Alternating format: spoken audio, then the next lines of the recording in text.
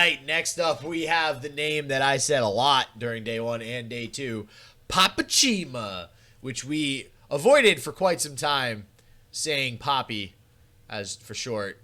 And then Boulevard blew it like an idiot. Damn it. But Papichema versus PatPat with the elusive deck. Papichema actually had one of the few, yes, you heard that right, few TF Swain decks. We don't usually see, like, no TF Swain decks. It's pretty insane. But this is another awesome match. So, again, if you're looking to get involved with the tournament, link in the description below. Go to the Discord, check out all the information to be able to sign up and register for the next one, which should be in 2 weeks. But I am casting with Boulevard as per usual. His information also in the description below. And without further ado, almost forgot. 5. That's the one. Papichema versus PatPat.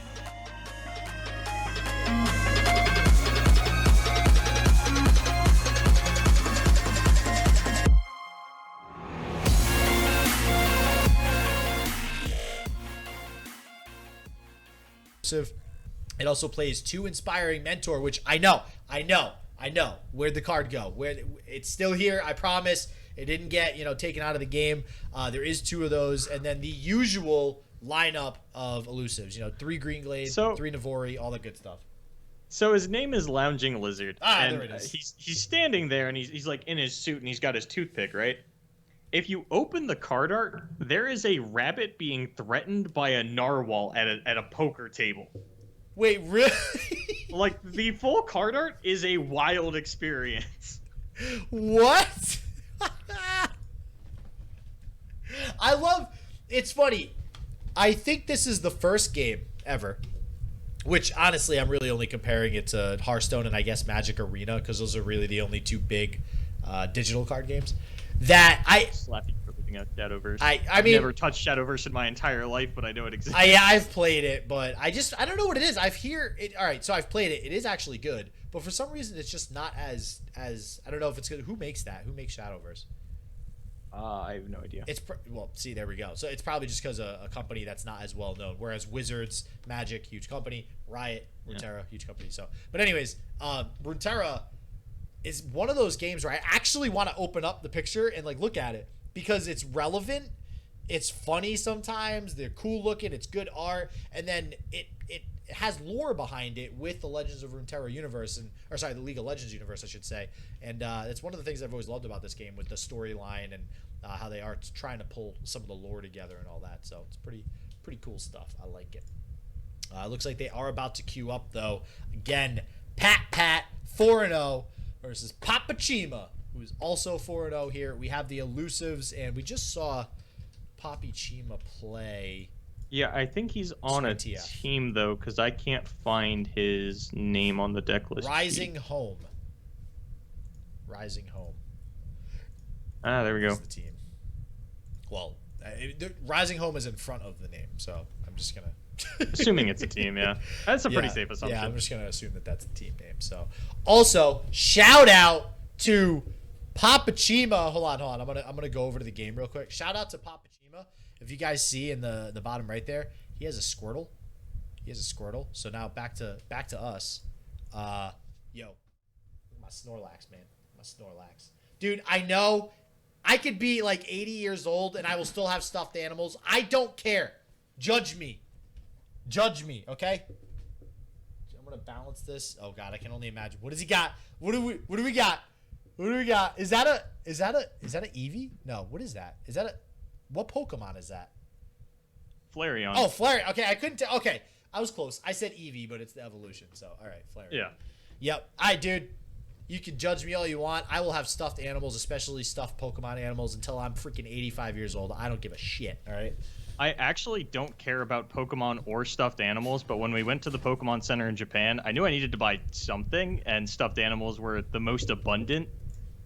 All right, it looks like we are actually getting into the game. So you got your Flareon, I got my Snorlax, and PatPat's got a Squirtle, so we're all on the Pokemon train. I swear we're not biased.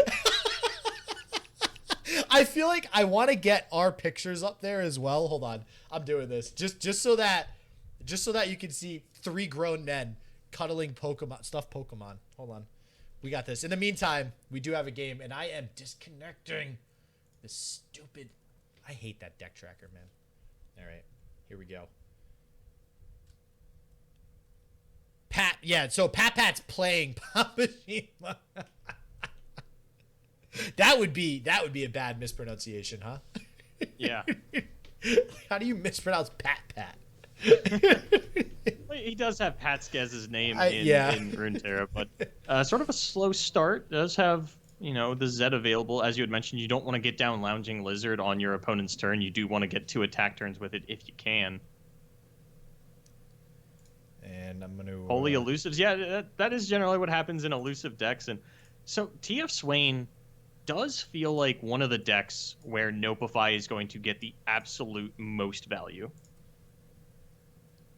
Let me go ahead and... Sorry, I'm still trying to get our picture up here, so... Oh gosh, so that everybody can see us holding Pokemon together. I'm doing it. I am doing it. That's reasonable. Yeah, there's the Death's Hand. There's the Nopify going to come out immediately. So, you know, it's good value. You do kind of hate not having that anymore, and that is one of the reasons that you just kind of jam these spells, get the Nopify out of your opponent's hand. Now you have an answer for this Zed. And I do think it behooves PatPat to go ahead and actually play one of these elusives first. If you do go for the Zed attack and there is another removal spell, then you're not really pushing anywhere near as much damage. You know, sure, you don't get to eat the Poro blocker out of your opponent that they'd be forced to do on the open attack, but we'll see if there actually was anything from Papichema. If he has something like a Noxian Fervor, he can actually get really sort of cheeky with this and go for... Oh, no, it is just going to be Death's Hand number 2. There's no answer out of PatPat for that one, who might honestly... Now that we're not open attacking, I think that going for the Zap Sprayfin does make more sense than pretty much anything else in the hand. Hopefully you can get a Nopify. Twin Disciplines wouldn't be too upsetting either, though. And luckily for PatPat, not pulling the Daring Poro on the side of Papichema. Almost. Which honestly would have thrown a little bit of a wrench in the works, but now it's got a bit of options. You know, you could play the Shadow Assassin. I mean, either way, you're preserving the spell mana. Maybe you just want to get down the Lounging Lizard so that you have 2 of the biggest units available going into the attack turn, but because you are getting the attack token on 6, you can actually just get down both of them at the same time. I don't love this as much as I like the Zap Sprayfin, but maybe thinking that he is actually going to swap over to actually blocking Papichema's units on the following turn, in which case I would rather lose this Shadow Assassin than the Zap Sprayfin to that Petty Officer. But this is the turn where Swain comes down, and that could really throw a wrench in the works for PatPat. Would almost certainly be forced to throw down one of his larger units, most likely the Razor Scale Hunter, or that's not Razor Scale Hunter, that's Slippery Wave Rider. It's 2 5-cost Bilgewater units that never get played that would block the Swain rather nicely. We now officially have all of the Pokemon in display, and it's great. I'm actually going to open your screen because I am pretty curious what that looks like. It's just that I put us in the top corners of his picture, so we're at Team Pokemon right now, man. Beautiful. I just love how we all happen to have like a stuffed animal Pokemon. This is great. So yeah, I don't know why we do, but we're totally not biased, and this was not planned, I promise. Or was it? Or was it? He didn't have that Squirtle for like the first 2 rounds. No, it he would have didn't. been wild to actually plan this out. If that's like his mascot, I'm feeling it. I'm feeling it. So, you're like looking at the Flareon now, like, all right, hold on, does the Flareon look okay? Like, it's meant to be held long ways. Like it's not a very effective like hold it up stuffed animal. If he does want to hang on to that Squirtle throughout his Runeterra career, though, he's going to have to fight Maverick for it whenever he does make his return. Oh yeah, actually, he always has that Squirtle as his mascot. But yeah, it's like his whole brand at this point. Yeah, but basically, an elusive has been found for Papichema, even though it wasn't the Poro. He does play Zap Sprayfins. Yeah, Zap Sprayfin could come in pretty big here for Papichema. Just honestly, any elusive blocker at this point is going to stave off a fair amount of aggression that PatPat, you know, might have a hard time dealing with. What I will say, though, is we have these Windfare hatchlings. Like, when you think about the elusive decks of old, wow, those just one turn, that's usually what the old elusive decks would do, right? They would play into a turn where they just drop the hatchling and just go for game. And especially with it being able to come down on turn 7 or 8, a lot of times you can play even against a Shadow Isles opponent when they don't have that 9 mana for Ruination. You're able to get that bad boy down. So I imagine that's what we're going to see PatPat try to play into here at some point. So here's a potential play, and this is actually going to get kind of insane. So if PatPat goes for the double lizard here, those are going to come down as 3/5s, go down to 3/3s on the following turn, become 3/1s on the next attack turn, and that would actually give him the option heal them up with the wave or with that hatchling. Could even follow it up with a hatchling on turn 8 just to keep them alive as 3/1s again into turn 9. I mean, it does really depend on what does sort of come out of Poppy on the following turns, especially given that, you do have to worry about that Riptide on turn 8. You do have this Deny in your hand that maybe you want to hold on to some mana for. Yeah, and it looks like, PatPat really taking time to figure out what he wants to do here. We'll see if it could be a Lounging Lizard. Again, I feel like this is one of the turns where you do want to get a Lounging Lizard down because you will guarantee, kind of 2 attacks with it. Looks like that's what he's considering. Possibly, you could even get the 2 Lounging Lizards, but wow, okay. Going for this attack. Playing a little too respectfully of something like Arachnoid Sentry in my mind.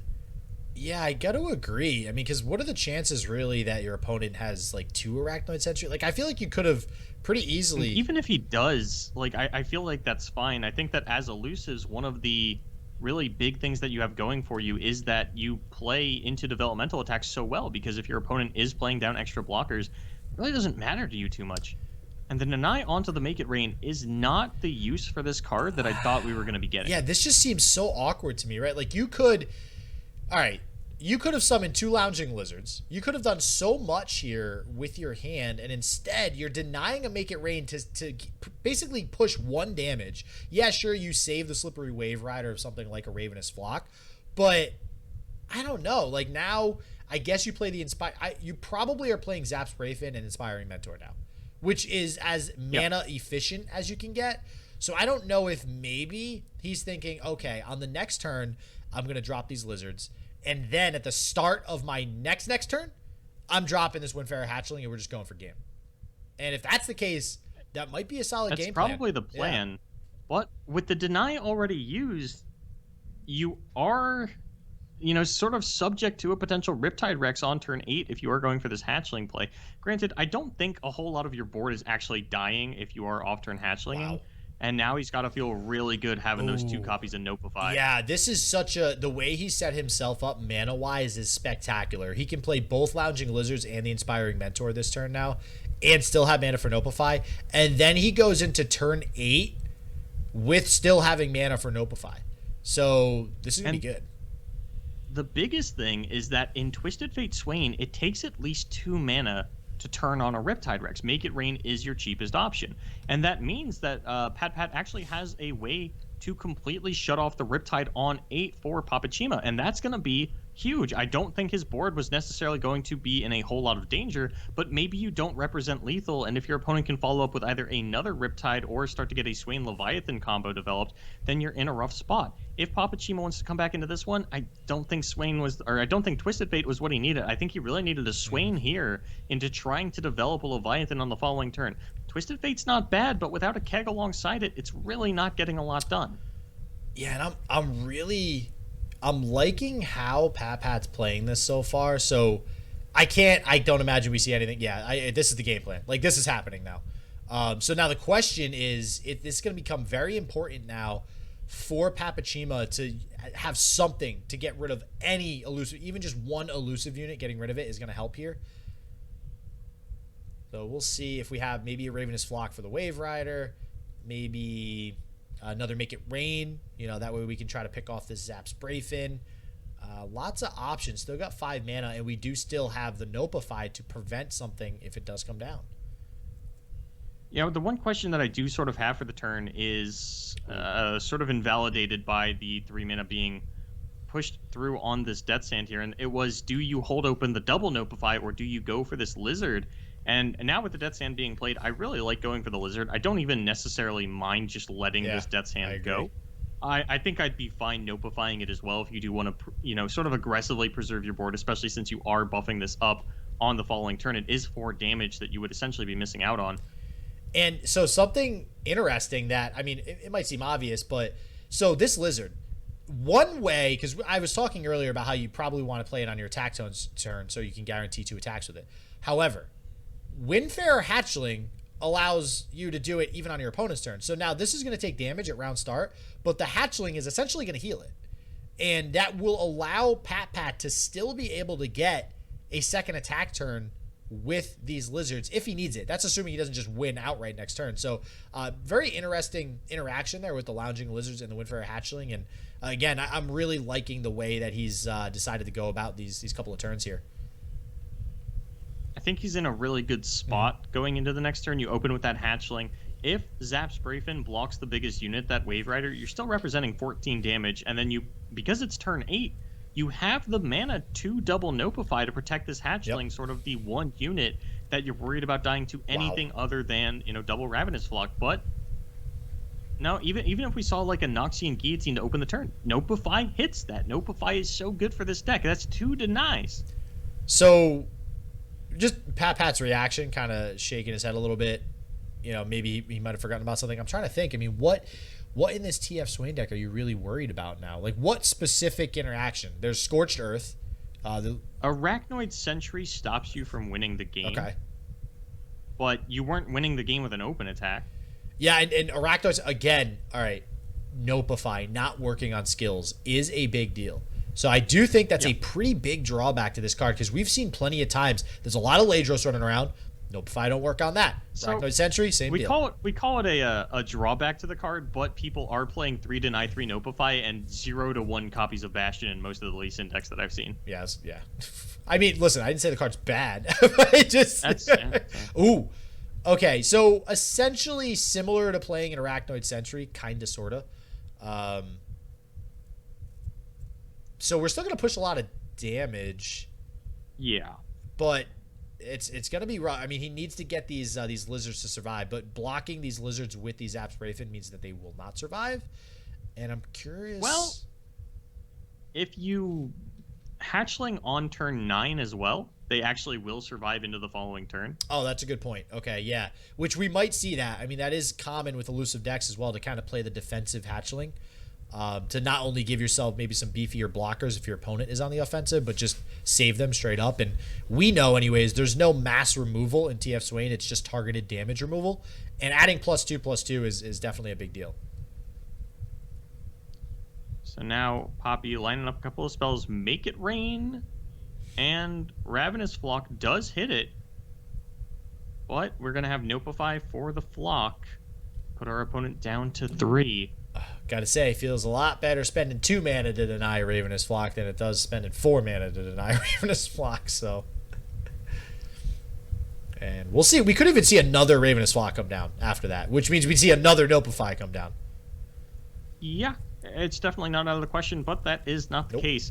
Really curious as to what is in Poppy's hand. I would imagine he's definitely got an 8-drop in there. It's just a matter of how useful is it going to be on this next turn. Even if it's a Leviathan, I mean, maybe Leviathan threatens enough damage just because your opponent has so many low health blockers. You're going to get to swing out with everything and threaten a fair amount. And then something like a Fervor could try and end the game. Of course, we do know there is that second Notify in PatPat's hand, stopping any sort of cheeky lethals like that. Pretty much every spell in this Twisted Fate Swain deck costs 3 or less. Well, and that's the thing, is as much as it might feel bad that you can't deny or use Notify on skills, every spell is a good spell to use Notify on in this deck. Ravenous Flock, Make It Rain, Death's Hand, Scorched Earth. And there's actually... Wait, did he side in? No, there's no Noxian Fervors in here, is there? Oh, does he not play I don't those? think he's playing Noxian Fervor. It's three Salvage, 1 Scorched Earth, 3 Death's Hand, 3 Make It Rain, and 3 Ravenous Flock. So yeah, don't even have to worry about that. The Fortune Croaker taking the place of the... Told you, that card is beast. There's a lot of people starting to use it in TF Swain decks now. Oh, this is round 5. I never even updated that. Silly me. Wow. Silly me. You're fired. I'm getting a new producer.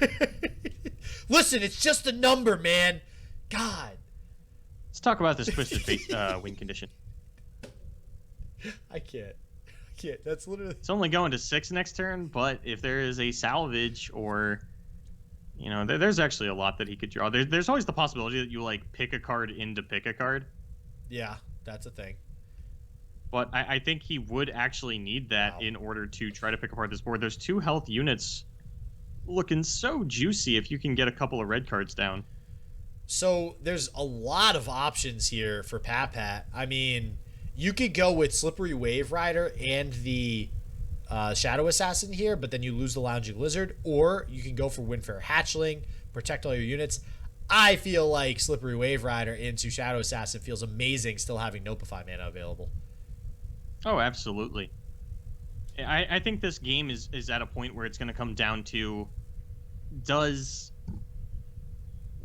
Peppy have the capability to level the Twisted Fate, or can he get through, you know, sort of sneak through some damage here in order to get down a Riptide Rex? I don't think PatPat would let that happen. Nope. But it does feel weird to trade off some of your units. There is the salvage to start the turn. That is the level on the Twisted Fate. Red card pretty likely to come out this turn. And the thing about Twisted Fate is that unlike Lee Sin and other cards like that, he puts the red card on the stack whether the card gets denied or not. So this Notify not going to help in that instance. Yeah. And I think, I mean, it doesn't matter too much because PatPat will have first priority sequence on turn 10 to play this Windfarer Hatchling, get everything out of range of the double red card. But if a Make It Rain is the activator for the red card on this turn, could be enough to take out the board and deny the value on the Hatchling. I don't know. I think that no matter how much, with 6 mana, I don't think Papichema can remove enough to. Yeah, this is a great pass by PatPat. You don't need to commit anything to the board. No. And okay, that makes a difference. So now, well, do we play the opponent's Hatchling? Still only at 3. I don't think you play the Hatchling. I think you get to play the Wave Rider after it's all said and done, just because like your opponent is only at 3 life. You only need 1 unit to connect. I'm a little surprised that we're committing the elusive that will die to this red card. Yeah, I don't like that.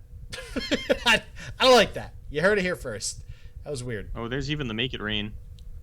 Yeah, go ahead. Notify the Make It Rain. Yeah, I'm actually... Wait. Deny 1 damage Wait, onto the why face. did he... Oh, okay. Well, never mind. The red card's going to come first. So, wait, I'm... Yeah.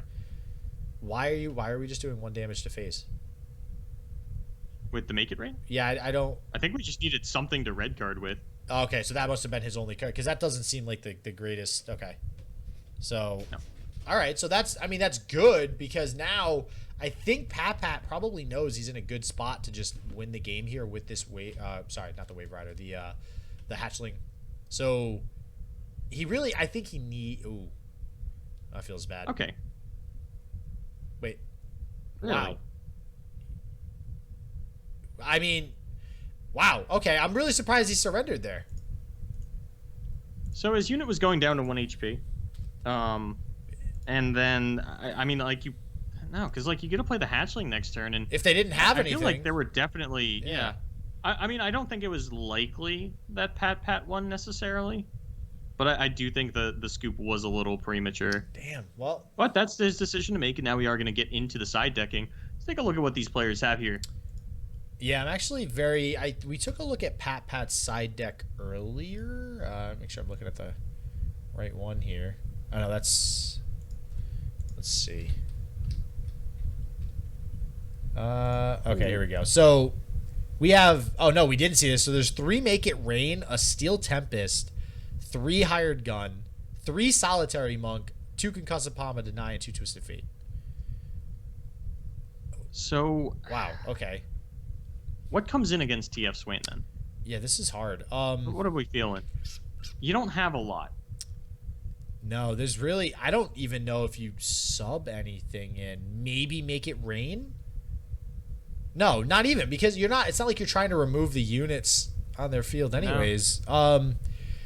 Maybe Concussive Palm to stun the 1 elusive unit that they will have, but that seems like a big commitment. Meanwhile, on the side of Papichema, we have 3 Hired Gun, 3 Death Lotus, and a couple Culling Strike that I think could make a big splash in this matchup. Wow. Yeah, no. Culling Strike would be big. So we'll see if PatPat, I mean, we have PatPat's perspective, so we'll see if he does decide to sub anything here for game 2. It's going to be interesting. I don't know if PatPat has actually lost any games yet today. Obviously, he's 4-0 undefeated in matches, but That's what you get for playing TF Swain, baby. yeah, right. I know. Well, this might be. I wonder if this is the first TF Swain deck that he's played, because this is Papichema. We saw last round was playing TF Swain, and that was the first one we saw all day. Now we're seeing Papichema play him again. It's still really the only person that we've seen bring TF Swain today. And maybe this is kind of this deck's weakness, right, is TF Swain. I mean, I feel like it does have a lot of ways to deal with the board as far as elusives are concerned. Actually going up to 3 deny in the sideboarding process. Interesting. So, they're deny. Really? So just really prioritizing not allowing any of the Ravenous Flock or Make It Rains to go through, I guess? Or I guess, well, the deny can also be used on skills now. So there's that. Which obviously Nopify cannot. So I wonder if did he take any Nopifies out, or did he leave all 3 of those in too? I can't imagine you put in denies and take out Nopifies. I don't think there's a single. I don't. Every single spell in the deck is Nopifiable. Huh. Interesting. Well. All right. Well, we are going to go into game 2 now of Papichema versus PatPat. We'll see. Both players are 4-0. PatPat. I mean, we're not biased or anything, but he's running elusives, and I like it. He's 4-0, so... Yeah, but Pepe's running the best deck in the game. Twisted Fate Swing. We know, Boulevard, okay? Jesus, that freaking...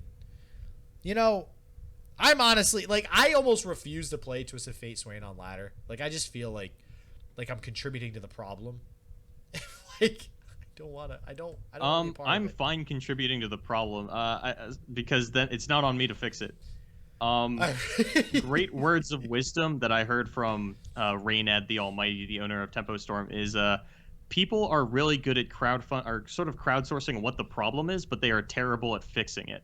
So, like, I can point out that Twisted Fate Swain is a problem. How do you fix it? I don't know. I don't care. It's not my job to come up with it. It's just my job to tell you that it's a problem.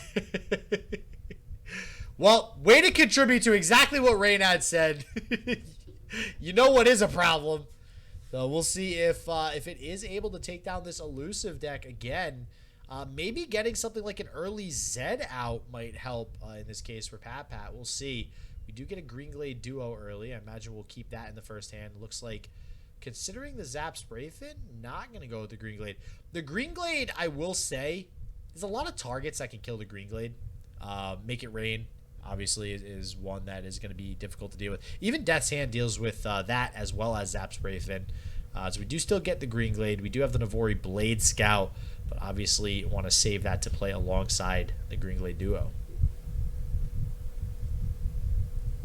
Pretty surprised to see this soft of an opener. I mean, it does hold the Nopify for a Make It Rain. We do, I guess, want this duo to stick around and get a lot of value, but I don't know. It feels a little bit difficult when now the earliest time that we're playing this is turn 4. And do you know what comes on turn 4, SJW?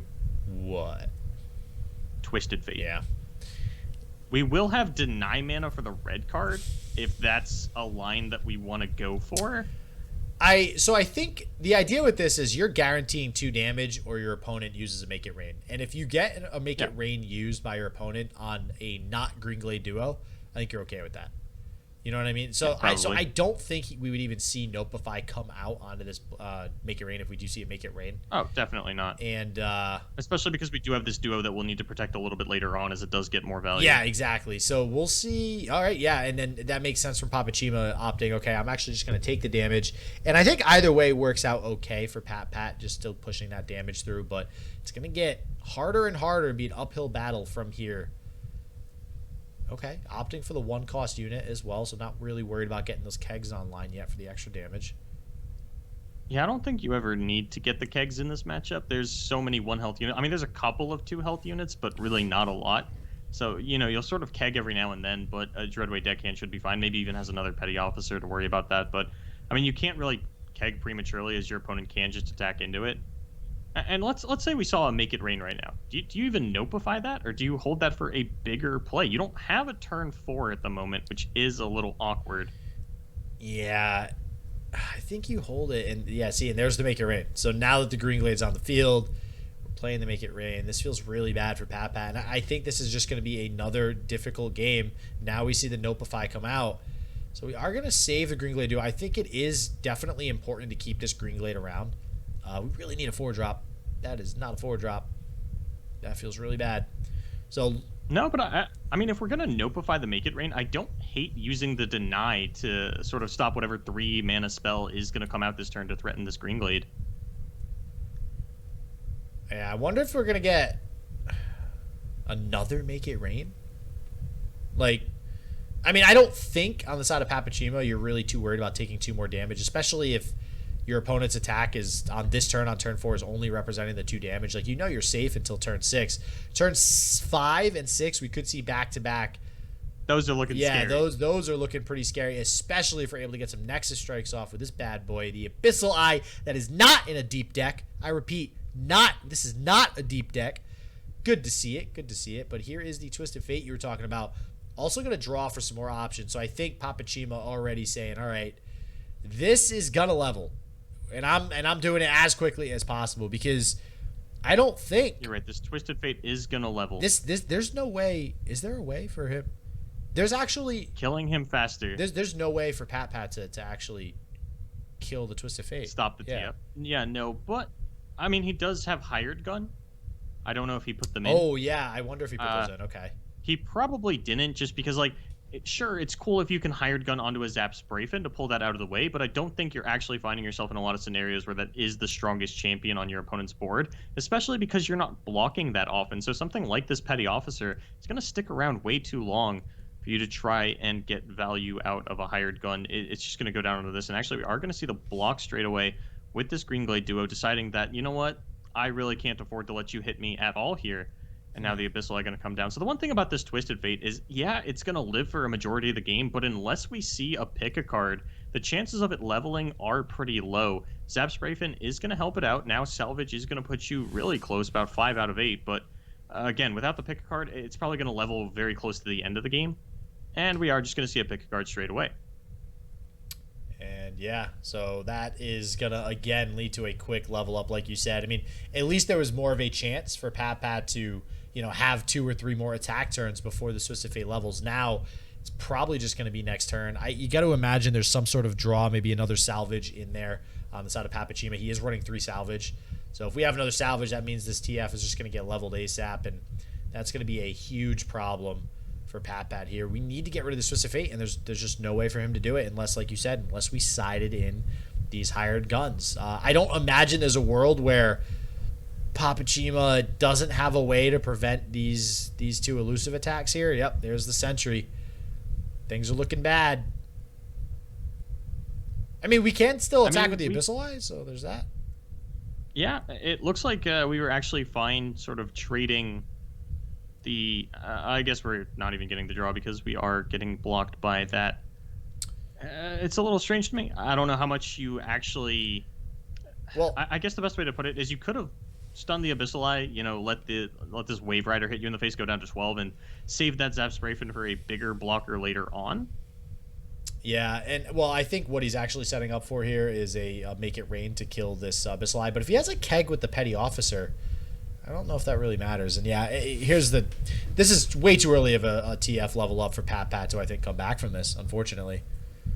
Yeah, turn 7's about as early as you're realistically going to level a TF.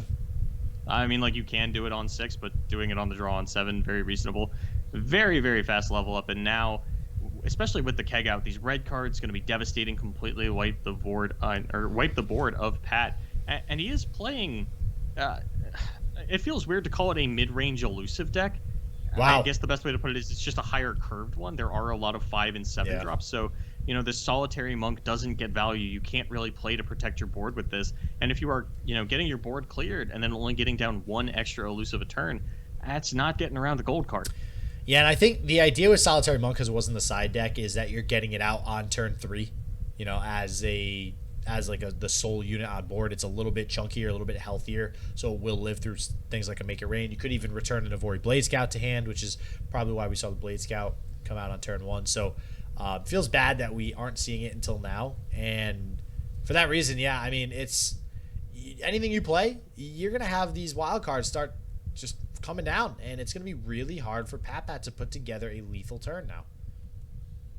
I think it's gonna be nearly impossible. Yep.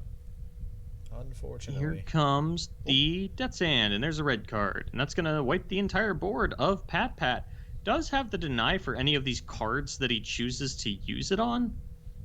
But I think this one is all but out of its reach. That leveled Twisted Fate, just an absolute menace to deal with. Yeah, I would... Honestly, if Papichema levels the TF quickly in this matchup, I think he just always wins, right? Like, especially at 16 life. Yeah, I think that PatPat should have sided in those hired guns. That whether or not you actually draw those, I don't know. But even then, I mean, it's probably not even likely. Even if you, yeah, because even if he did draw one earlier, it would have gone down onto the petty officer. Oh yeah, that's a good point. Yeah.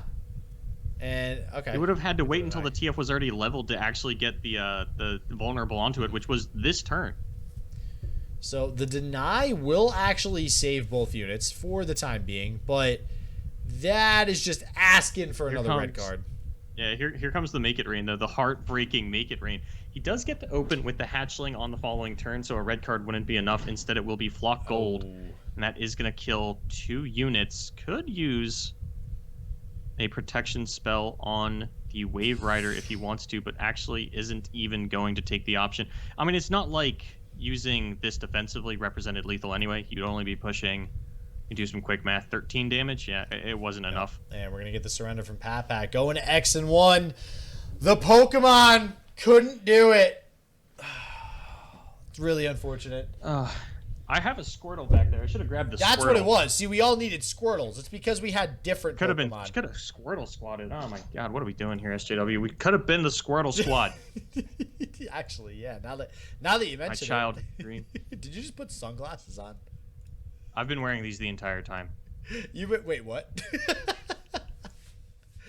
I've been wearing sunglasses my entire life. Well, unfortunately, PatPat taking a loss there. So Papichema, though, going up to X and O with none other than Twisted Fate Swain. Yeah, why you should not be that happy. Why? Because it's TF Swain. You know how long we've been casting TF Swain?